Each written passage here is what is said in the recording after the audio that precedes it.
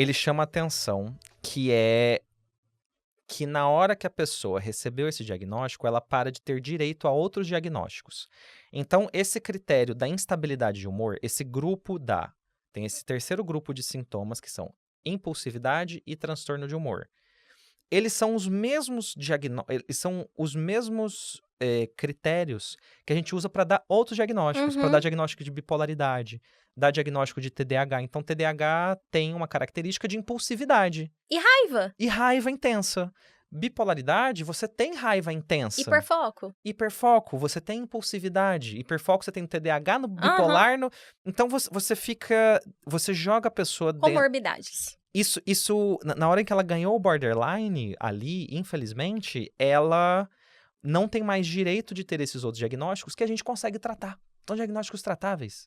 E aí você pega o povo que escreve de bipolaridade, eles descartam o borderline como algo válido, como algo que tem relevância. O povo do TDAH acha que todo borderline tem TDAH, porque ele é impulsivo e tudo mais. Então você passa a ter as diferentes correntes conceituais da psiquiatria da saúde mental, dividindo essa pizza que ninguém sabe o que fazer com ela. Porque aí o povo do borderline, que é estudioso de borderline, também não traz uma solução assim, quando tem borderline, a gente faz isso, né? Você tem as intervenções de terapia, da análise do comportamento, da dialética, que ajudam muito, mas isso não vem da psiquiatria, que é quem tá balizando toda essa conversa. E aí eu tenho que trazer até o nosso patrocinador, se puder colocar, por favor, aqui a imagenzinha do nosso patrocinador, porque a gente tá falando de diagnóstico diferencial. Esse que é o negócio, diagnóstico diferencial. E aí que tem essa solução que pra mim é muito brilhante, que é da Cuidare. Cuidare é um aplicativo em que você consegue guardar suas informações de saúde. Então, dentro dessa conversa de bipolar, borderline, TDAH, o que vai diferenciar é o seu histórico de saúde. E aí, com o aplicativo da Cuidare, você guarda tudo, armazena seus exames, sua história, seus remédios, você já tomou tudo, guarda bonitinho. Quando chega no médico, mostra num QR Code, pá, o médico, o profissional, o psicólogo pode pegar super rápido. Então, o aplicativo da Cuidare, ele tenta sanar essa situação, que é a dificuldade de dar um bom diagnóstico. Sempre grande. Beleza? E aí, então, baixa o aplicativo da Cuidare, quem não tem. E aí, eu quero trazer um outro diagnóstico também, Ana, dentro dessa conversa, né? Bipolaridade, TDAH, borderline, é a santíssima trindade do confusão psiquiátrica. É o grande negócio que ninguém quer se meter. Foi no DSM-4 que eles colocaram o termo comorbidade? Acho que foi, né? Eu acho que a comorbidade, pelo que eu entendo, começou agora no 5. Eu acho que a primeira vez que ele foi citado, acho que foi no 4. Você tinha antes no primeiro 4, porque teve 2 4, né? Teve 4 reformado. Eles organizavam por eixos. É assim que eu me lembro, assim, eu não sei porque eu não peguei o 4, não vivi o 4 tão intensamente. Também. Eu só li um pouco do histórico, mas eu acho que foi pra juntar a pizza e a pizza fazer sentido. Aí você faz comorbidade. Sim. Porque você é border, porque a gente vai conversar com a galera, aí sai algo assim, nossa, mas ser bipolar não impede a pessoa de ser border. Eu fico, ok, como separa? Sim, né? É muito difícil. E quando aparece TDAH, bipolar e border? Dá pra ser as 3 coisas. Dá pra ser as 3 coisas pela comorbidade. Você pode ser TDAH, bipolar e border. Tem como sim. Inclusive, pode ter transtorno de ansiedade generalizada. Pode ter várias coisas. E depressão. É uma listinha que você pode ir marcando que nem figurinha da Copa. Não, tem critérios. Tem alguns critérios pra não ser tão assim, mas pode ficar assim, sim. Aí depende de quem tá usando o instrumento. Porque o DSM, ele não é uma coisa que ganha vida própria e examina a pessoa.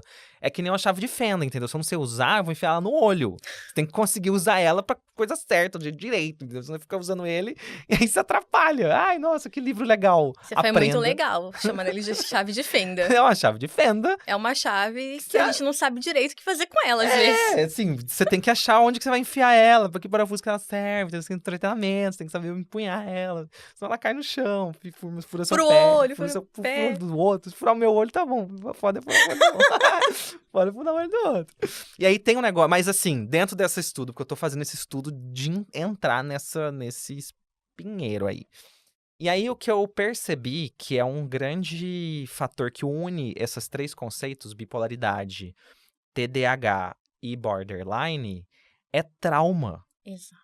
Trauma é um negócio impressionante que a psiquiatria não sabe o que fazer com isso, a psiquiatria não sabe tratar, então até as pesquisas de psicodélicos, elas vão sempre para tentar resolver trauma, e todas as novas terapias vão sempre tentar resolver trauma, porque a gente não consegue resolver bem estresse pós-traumático e tudo mais. E aí eu vi um estudo que nunca tinha... É o tipo da coisa que não é apresentado pra gente desse jeito, né? A gente tem que meio que sair caçando, né? Uhum. Mas foi um estudo do King's College de Londres que mostrou as semelhanças funcionais, algumas semelhanças genéticas, hormonais, entre quem tem transtorno borderline, diagnóstico de borderline e transtorno de estresse pós-traumático. E aí, possivelmente, a ideia é que se você sofre grandes traumas e estresse na infância, você vira borderline. Na vida adulta. Você fica com esses comportamentos, com essas situações dissociativas, de impulsividade, de tentativa de suicídio, que a gente considera, a gente coloca dentro desse conceito, desse barco de borderline. E se você tiver na vida adulta, vai ser menos intenso o nível de ação do trauma sobre o seu cérebro, e aí você vai ter só um estresse pós-traumático. Mas parece que eles são muito parecidos, eles conversam muito bem, e aí tem até o estresse pós-traumático complexo, que ele é basicamente um borderline desenvolvido na vida adulta. Então eu achei isso muito impactante, assim. Uhum. Seria, então, um borderline uma galera traumatizada? É o que a gente vem questionando, né?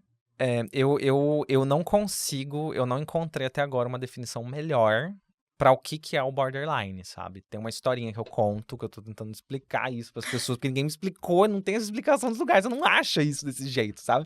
Mas a ideia, tipo, depois que eu fui caindo essas fichas, que as fichas foram caindo assim, eu ficava meia hora parado em casa. Assim. Ou conversando, né? A Deus. gente começa lá, Já né? começa assim, cara, você já faz o que é isso? Você já parou pra pensar nessa história? Você já? Mas você falou com alguém? Onde que tá escrito? Não. Quem escreve isso? Mas é porque assim, você imagina eu chegar dentro de um pronto-socorro, tô dentro do pronto-socorro, e aí eu vou lá na área de queimados do pronto-socorro, a área de queimados, tá lá, e eu vejo um monte de gente cheio de cicatriz, assim, aquelas cicatrizes e tal, eu falo assim, olha só, esse pessoal tem cicatriz, eu vou descrever elas, fazer um critério de cicatriz, um padrão difuso de fibrose na pele, uma fragilidade da pele que não consegue dobrar direito, o cotovelo e tal, olha só, eu vou chamar isso aqui de síndrome da pele cicatrizada. Esse é um transtorno da síndrome da pele cicatrizada. Vou criar isso aqui, vou ganhar um prêmio, vou sugerir uns tratamentos, mas não vão funcionar muito bem. E aí, trata com que hidratante a pele cicatrizada, você vai disfarçando, você vai fazendo o quê? E aí, de repente, você para, chacoalha essa pessoa e fala, cara, isso aqui é um sobrevivente de queimadura. É uma pessoa que sobreviveu à queimadura. Muda a perspectiva, total. Quem queimou? Por que queimou? Como assim queimou? Queimou não era pra ter queimado.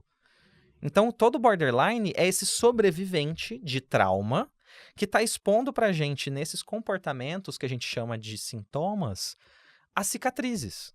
É uma pessoa que é cheia de cicatrizes de vida, cicatrizes da infância, e isso vai aparecer. Você não tem como esconder as suas cicatrizes. Elas estão lá, elas são verdadeiras, elas são reais, elas serão mostradas. Mas muda muito o enfoque, né?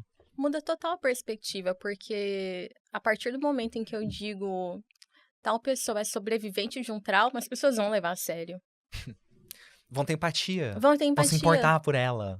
Eu me lembro uma vez que eu ouvi de uma profissional dizendo, então fulana borderizou, aquilo me doeu na alma. Porque eu ouvia o tamanho da invalidação que foi aquilo. E foi pra mim, né? Foi diretamente pra mim. A pessoa não ouviu isso, ainda bem. Mas mudou total a perspectiva. Porque se eu digo pra alguém com diagnóstico de... A primeira coisa que eu faço quando eu chego... Quando alguém chega pra mim falando, eu sou borderline, eu falei, ok, vamos desconstruir isso, que a coisa não é bem assim. Tudo que você aprendeu e leu, porque eu sei que leu no Google, não teve como, a gente vai repensar, porque não dá. E a gente vai e mostra, ok, olha o tanto de coisas que você passou, faz sentido isso que você faz, o que você sente, a forma como você age. Tem contexto.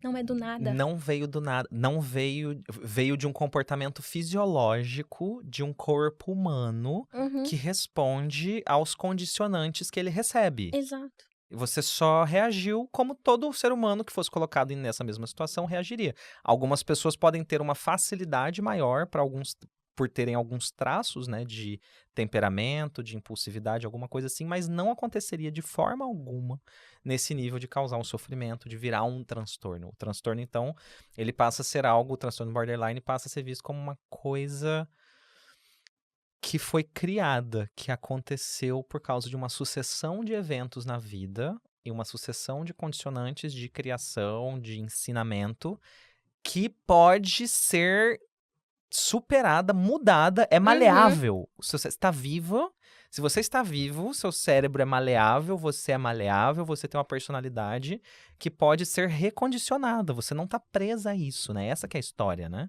E pegando os critérios lá do DSM, nos 3 grandes grupos que você colocou, a pessoa vai ter que repensar e vai ter que mudar, provavelmente, o padrão dela de relacionamento, e às vezes isso significa mudar as relações, mudar as pessoas que fazem parte daquilo. Porque apesar do trauma muitas vezes ter vindo na infância ou até na idade adulta, aquela pessoa ela se comporta daquele jeito porque existe um ambiente que reforça aquilo.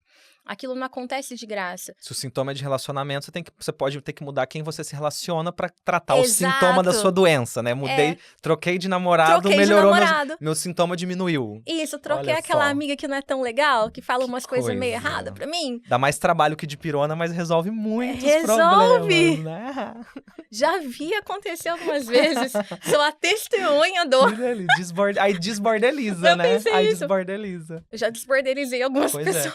Porque aí entra nesse ponto de que às vezes eu faço postagens sobre borderline e eu sou muito categórico nesse sentido. Não é uma doença, não é uma doença. Mas as pessoas ficam, mas tem cura? Me falaram que não tem cura, me falaram que você sempre é assim. E aí você pode, por exemplo, se questionar que o motivo que não tá melhorando, que o motivo que você não consegue se recondicionar é porque você não tá com uma terapia adequada. Primeira hipótese, bem provável, bem possível, bem a regra. Você não tá com uma terapia adequada, que tá reconhecendo isso, que tá te entendendo. Às vezes a terapia tá se baseando te culpabilizando, inclusive. E reforçando o seu diagnóstico eterno, naquela profecia autocumprida. Ou você pode ter também, realmente, TDAH, que é uma condição que tem um embasamento neurológico um pouco maior, e aí você precisaria de um remédio para TDAH, para te ajudar a regular, e você não tá recebendo, porque você já tem o diagnóstico de border, e border não vai tomar remédio para TDAH. Até porque, né, vai deixar ele mais border Vai ainda. deixar mais border ainda, vai ficar mais impulsivo, é um estimulante, né? Mas na verdade não, se a pessoa tiver TDAH, ela vai ficar mais organizada. E se ela tiver bipolaridade, que aí é uma doença realmente incurável, ela também não vai receber doses plenas dos estabilizadores de humor, vai sempre dose baixa, vai sempre mais ou menos. Pra conter raiva. Então acaba que a gente realmente criou esse conceito de que não tem cura, que é impossível mudar, e tudo que a gente faz é para confirmar isso.